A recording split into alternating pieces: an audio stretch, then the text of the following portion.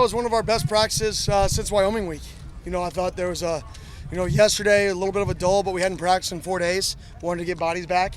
And then we responded well yesterday, and today was a really, really good practice. I thought the intent was well, the energy was good. I thought it was a good day. After the short week, talk about the importance of recovery, being rested up. How do you feel about the guys' health? Yeah, this is obviously, we're way healthier than we were going into Texas State. Still got a few guys banged up that we'll get back after the bye.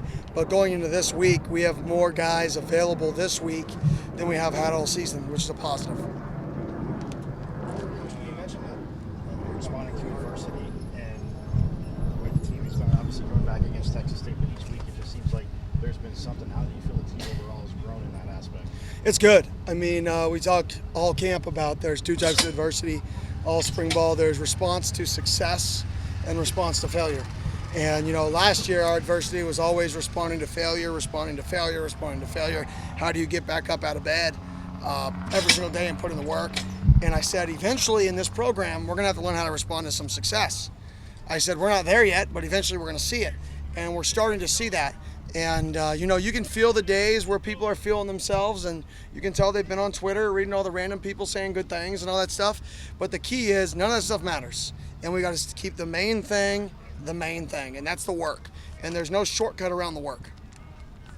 Scannon and a bunch of players were saying yesterday was probably their best Tuesday practice they've had since fall camp, with the stamina, with the time off, and having at least the rest. Do you feel like it's important that before going into the bye week that they at least stay focused and try not to get too ahead of themselves with the fact that they've had this time off? Yeah, we're not worried about a bye week. I mean, we're an underdog in a game on the road versus a team that doesn't lose at home very often, like I just told the guys.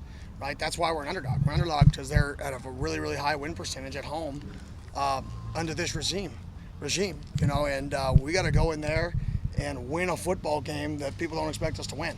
And that's a challenge.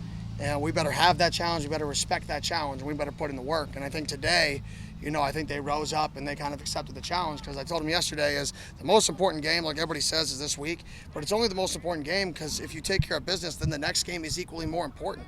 It's like when you win games, it's the multiplication effect. Every game that you win makes the next game even more important than the prior game because it just means more in the next game. So this game is more important than the last game because we won the last game. So it's more. It's magnitude even more. So this game is our Super Bowl. Let's go get it done. So do you believe that because that's the case, that if you're saying that this is their best practice since Wyoming week, that you're more prepared than ever to be in this environment to get ready for We'll find out. There's a preparation effect, and then like I said earlier in the week, this team offensively, they don't show you on tape what you're going to see. Right? You're going to see a different formation. You're going to see different motions. You're going to see their plays done from things that you didn't practice it. You're not going to see, they ran 3-by-1 open and they motioned to counter a YF into the boundary.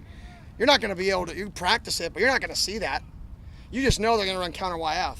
How are they going to, or GG counter OF, I'm sorry. They're going to run counter OF. How are they going to do it? It's from a different formation this week with you having different players have to motion and fit it. But you know what the end game is. And that's the challenge on game day versus these guys, is you've got to get a beat on what they're trying to get accomplished in that game plan. You've got to be able to talk about it, react to it, and then be able to be sound versus it. Whereas some teams you line up and they're going to get in bunch and run duo.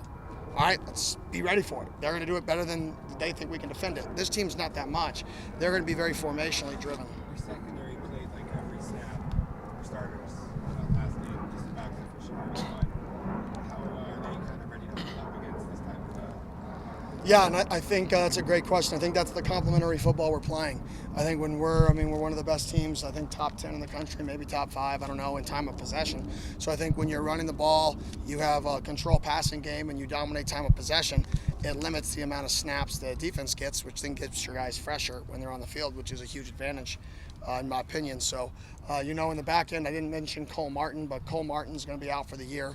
He's going to get surgery on a few items that just been like lingering since he got here. It was before he got here.